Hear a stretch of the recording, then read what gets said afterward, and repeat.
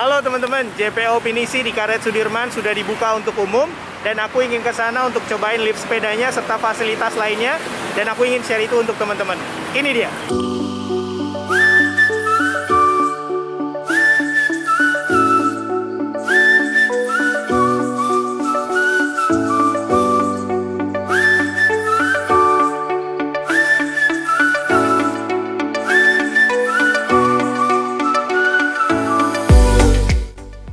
Oke, kita mulai dengan nyobain lift di sisi depan Mayapada Tower.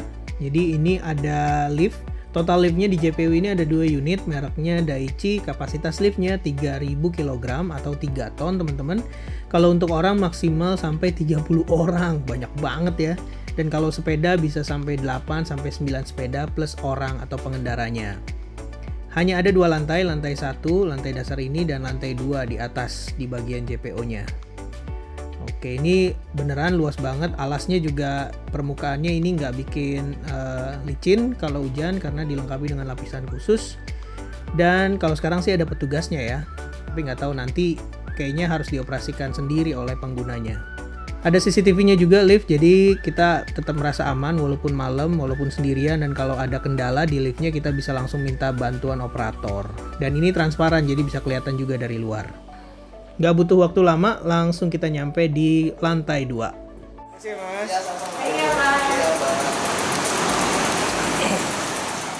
Wah, ini lega banget nih ya.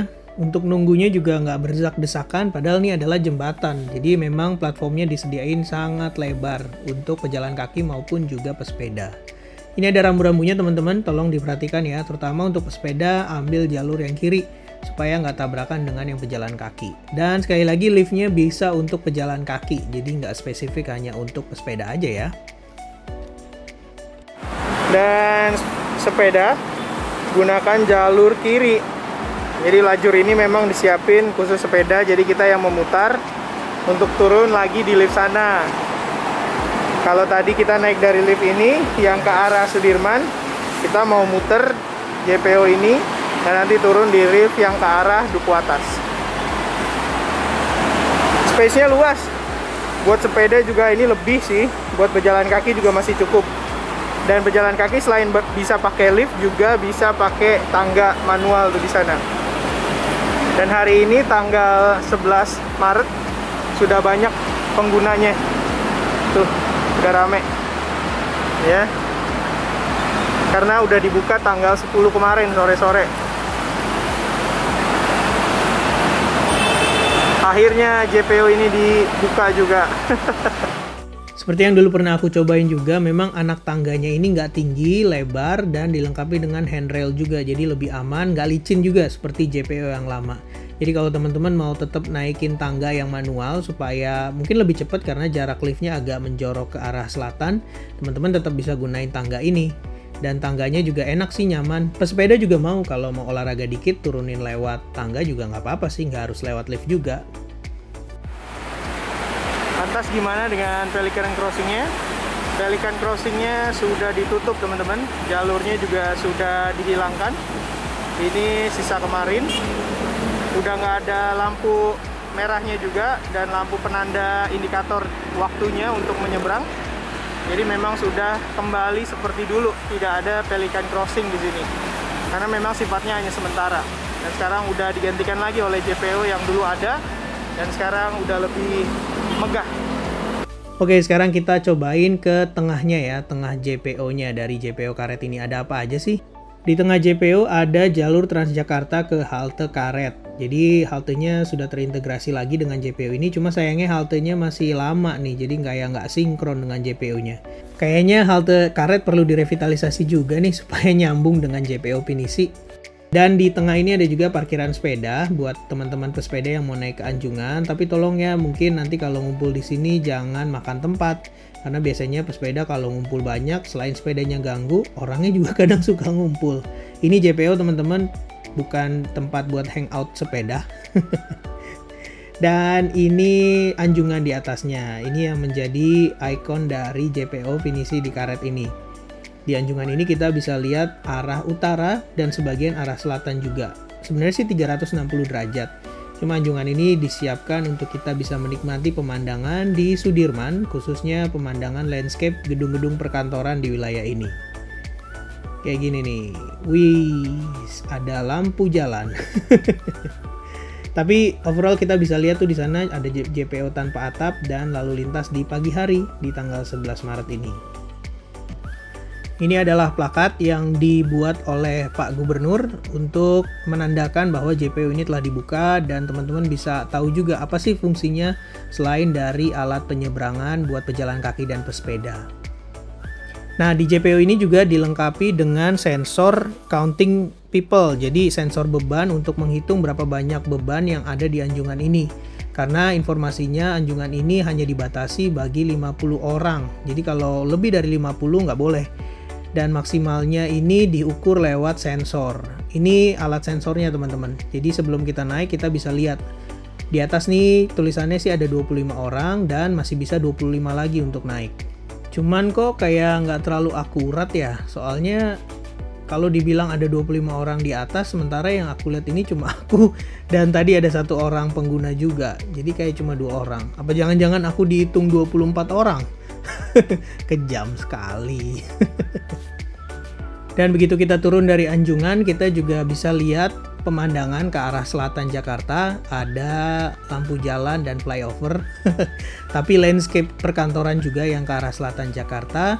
Serta ini yang unik teman-teman, ada plakat galeri apresiasi untuk para tenaga kesehatan di DKI Jakarta yang gugur untuk melindungi masyarakat Jakarta melawan pandemi. Jadi sekali lagi terima kasih untuk Bapak, Ibu mendiang tenaga kesehatan yang sudah berjibaku melindungi kita, menjaga masyarakat Jakarta untuk bebas dan lepas dari pandemi.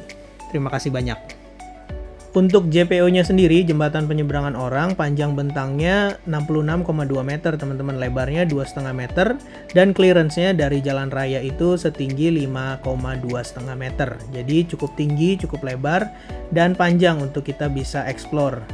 Sementara untuk GPS-nya sendiri bentangnya 89,76 meter. Ini lebih luas, lebih terbentang istilahnya ya.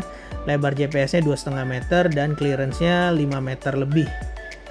Sementara untuk fasilitas lainnya ada juga CCTV ternyata, dan CCTV-nya ini ada banyak. Jadi untuk JPO dan GPS ada 12 unit kamera outdoor dan 2 unit kamera dome. Di Anjungan juga ada nih. Ada kamera people counting outdoor 2 unit plus alarm yang tadi kita udah lihat. Sejauh ini aku ngelihat ada petugas yang berjaga, baik itu Satpol PP maupun juga operator untuk lift. Nah sekarang kita mau coba gunain lift dari sisi sebelah Hotel Le Méridien untuk turun ke bawah dari JPO.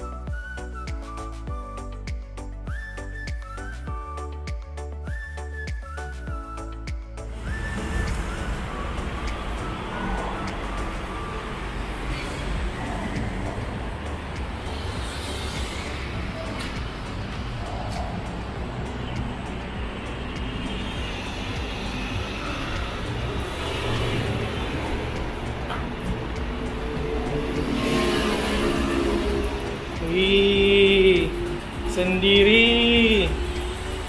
Ini liftnya gede banget teman-teman. Liftnya gede, lift barang aja, bahkan lift rumah sakit untuk pasien ranjang ini nggak sebesar ini.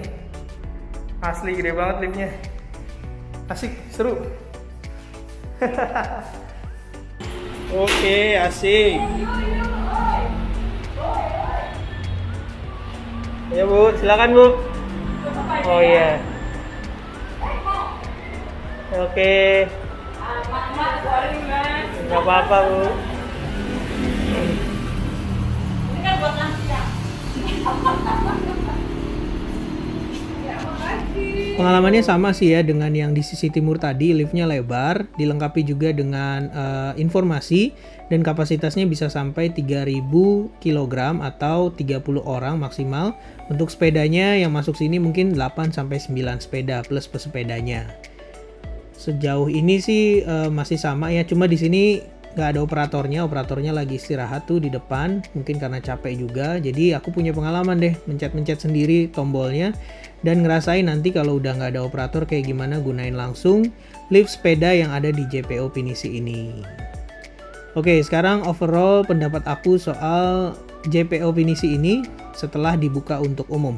Nah sekarang apa sih keuntungannya JPO ini? Yang pertama kalau buat pesepeda ini jadi jalur putaran balik. Kalau teman-teman rutin gunain sepeda, sangat sulit menemukan jalur putaran balik untuk berputar di sepanjang mulai dari Tamrin sampai ke Sudirman ini. Hanya ada beberapa dan letaknya di ujung-ujung. Ataupun harus lewat di pedestrian walk atau di Pelikan Crossing. Nah ini memudahkan kita karena dilengkapi dengan lift, ada jalur sepedanya juga. Dan ya itu jadi enak untuk muter.